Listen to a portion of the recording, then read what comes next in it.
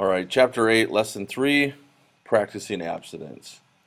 Before we start, just so that we're all on the same page with, where we're at with this whole thing, is that us health teachers here at Elk River High School, along with many people that have helped write this curriculum, just really believe that abstinence is the only healthful choice that you can really make as a teenager.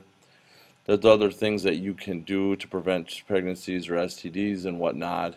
There's no 100% way to prevent those things except for abstinence. And so, while you may hear some other things that are going to be available to you in a much later time, we do want you to understand that abstinence is the choice that we would like you to make, and we're hoping that you make for a long, long time. So, the first thing you have is you have some dating decisions that you're going to make. Priorities are one of the things that I know I talk to my son and daughter about. What are their goals? What are their values? What have we taught you?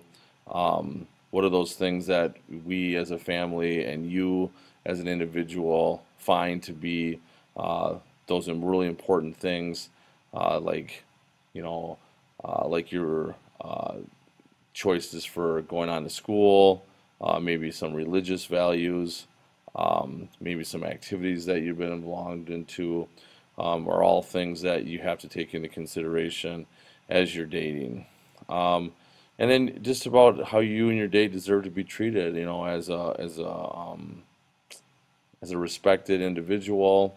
I always tell my kids here in my high school classes, and also my own kids, just say you deserve to be treated really, really well, and that people need to love you for who you are and not try to change you.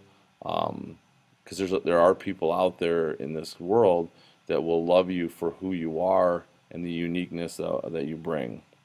Plus, you got to be able to communicate with that date and that other person about yourself, about your feelings, about your thoughts, and be honest about it. The strongest relationships are the ones that have the best communication. And then never feel pressure to do anything that goes against something that maybe your family or maybe your religious beliefs really, really value. If your family has been telling you forever that this is something they don't want you to do, and the person that you're dating is trying to get you to do those, you got to look out. You got to see if they're literally looking out for the best interest of you, or are they looking out for the best interest of themselves. A lot of times, parents get into this whole thing about setting limits.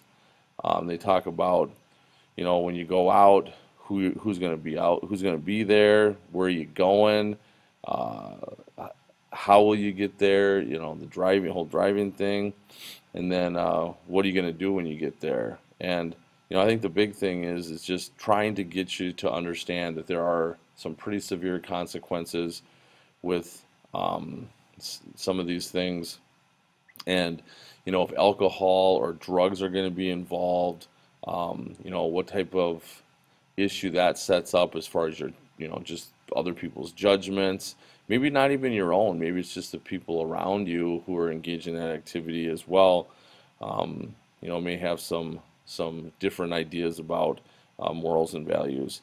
And then down there in the bottom is the term abstinence, and that is the deliberate decision to avoid sexual activity. Again, it's it's the only 100% preventable way to avoid sexually transmitted diseases, to avoid unplanned pregnancies, and really to avoid a lot of pain and suffering for not just yourself, but for a lot of people, in regards to the way your life is going to go. I mean, we've all seen the MTV episodes of Teen Mom, and we know that things don't always go real smooth in those situations. So, what do we talk about abstinence? We talk about the fact that, well, we're trying to promote it until you're married. You get into a relationship where you're in a committed, monogamous relationship. We talk about intimacy, and that's that closeness that exists between two people, but that develops over time, and that could be, intimacy can be sitting on the couch watching a movie, you know, or holding hands or giving each other a hug. It doesn't have to include sex, and that's one of the big misconceptions I think that Hollywood does and that the media portrays is that intimacy has to lead to sexual activity, and it's just not the case. We talk about infatuation. Some of us think we know what love is, and we might see somebody from a position where we think we love them, but are we just infatuated with them, and is that going to subside over time? And a lot of times, that's what the case is. Once we get to know the person, we see that maybe their values or their morals are a little different than ours, or just the way they look at things, and so those feelings a lot of times will go by the wayside. And then the other thing is that we talk about self-control, and that's really the person's ability to um, override our emotions, and using responsibility that we've all been taught and that we can, and that separates us, I think, from the animal world, is that we can control our urges, we can control our emotions. I mean, our bodies may be prepared and ready to engage in sexual activity, but you know it's the wrong choice, and our minds are able to override that situation and make it so that we make the right choice and wait until we're in that committed, monogamous, and possibly married relationship. All right. Um, what about setting limits for expression of affection? What about communicating with your partner, talking with trusted adults, seeking low pressure dating situations, which we'll talk on the next slide, and then date someone who shares and respects your values. I mean, a lot of that if you have the bottom one taken care of, then some of these ones are quite a bit easier, because that person isn't going to pressure you into doing something that you don't want to do, but you still have to, even if you guys respect one another, you got to set limits, for yourself.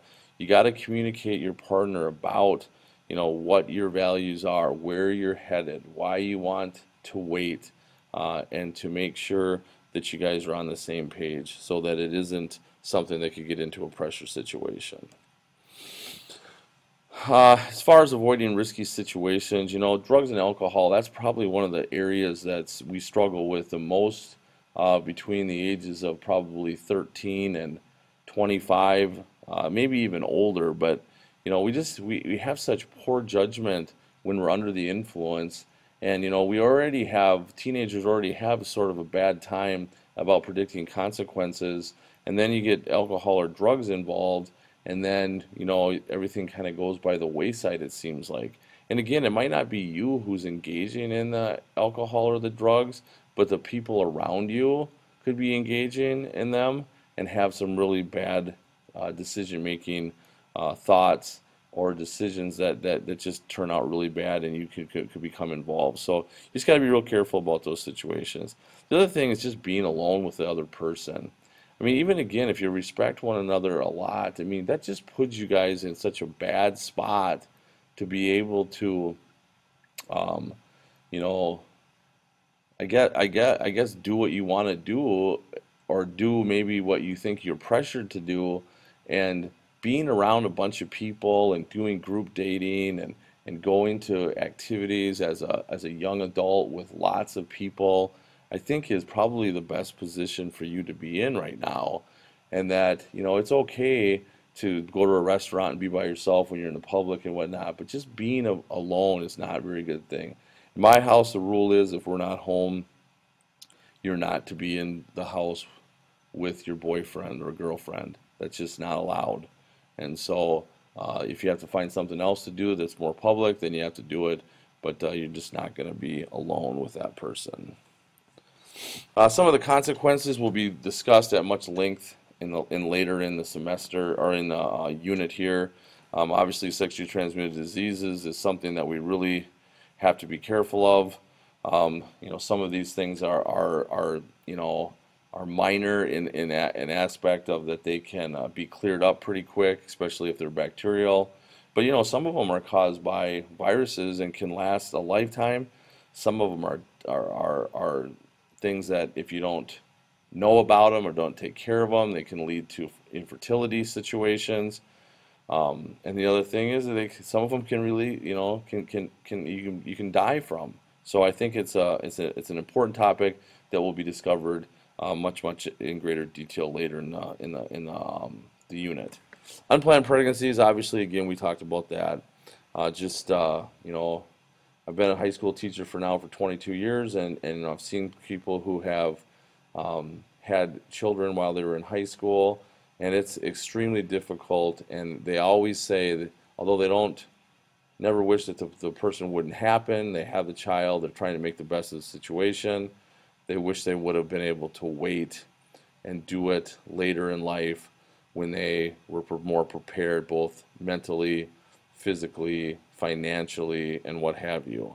So again, that'll be something that we'll talk about later on in the semester as well.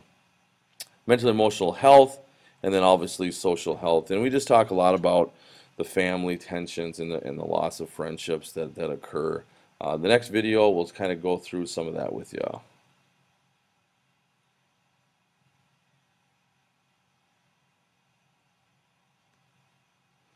All right, committing to abstinence, communicate with your partner, choose a relaxed and comfortable time and place to do this. Begin on a positive note, maybe talking about how much you care for the person and how much you're affectionate for the person, but that you're clear in the understanding that you're choosing abstinence because it's the right choice for you and for the relationship. Again, you may get some comments back from them, and they may have some arguments in favor of sexual activity, but you got to be firm and you got to set your limits in the physical relationship, being real clear that they understand that your choice is abstinence, and not just for you, but for them as well. I mean, I think that's one of the clear things, that if you really care for somebody, you're not just caring about what a sexual relationship and the negative consequences of it would do for you, but you got to think about what the negative consequences would do for them as well.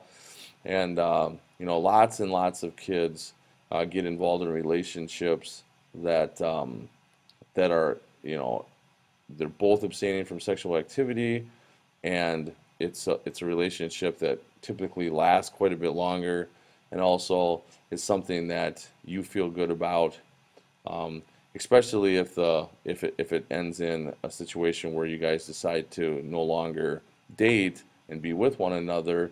You really don't have a whole lot of regrets in that sense because of your choice to be abstinent. So when you say no to peer pressure, the big thing is you just got to be real firm.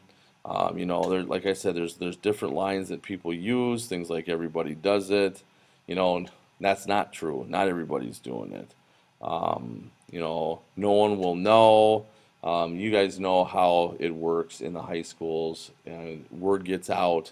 Elk River area school district, Zimmerman, Rogers, Elk River, Otsego. I mean, it's not that big of an area, and when something happens, people know about it, so that's not real good. And the other one is that sexual activity does not show somebody else that you love them. I mean, there's a lot of ways to show people that you love them. And when people are in committed relationships, and possibly married, that could be part of it. But when you're in a situation where you have no idea what the future holds for you, and you're in no financial, mental, physical position to do this, showing someone that you love them can be done in lots of different ways. And again, we think that it's the best situation and the best decision that you can make is to be abstinent.